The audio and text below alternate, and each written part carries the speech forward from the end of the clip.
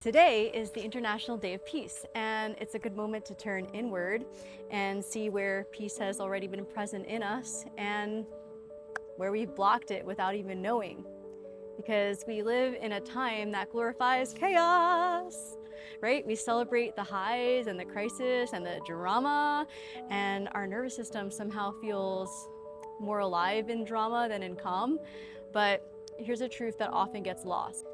Drama is addictive and it pulses through us and it distracts us, it numbs us, it becomes honestly more familiar than peace. And Elizabeth Gilbert once spoke of how anxiety and boredom are such strange companions. You know, they can feel unbearable and yet strangely addictive.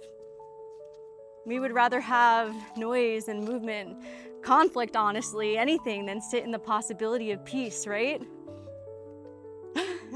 Because peace, like real peace, asks something of us, right? It asks us to lean in and slow down and feel what we have been running from. So today, I invite you to celebrate inner peace as your radical act. Not the peace of avoidance, but the peace of presence. And it's a peace that says, I'm done worshiping chaos, right? I'm done believing that burnout and suffering and crisis are the only proof that I'm alive.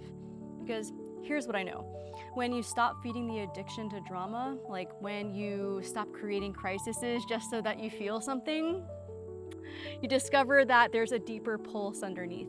And it's a pulse of clarity, of trust, of tenderness. Because if you are a high-achieving intuitive leader, like a healer or a change maker, the chances are that you've been doing this. You've been giving endlessly, you've been performing and healing others, hoping that someone or maybe something outside of you will confirm your worth. Meanwhile, your nervous system is on the edge. Your soul is like, please rest, right? Your body's craving grounding. What would it look like to build your life from this sense of peace, right? To make decisions from softness instead of stress, to embody success that doesn't cost you your peace. So today, on this day of peace, I invite you to experiment with peace together. And so let's make space for the silence. Let's honor the parts of ourselves that got loud so that we could be seen. And let's give those parts permission to rest. And if you feel called and there's something inside of you that's wanting more relief, I'm here for you. And I've got really deep one-on-one journey work that is a safe container for rebellion of all different kinds.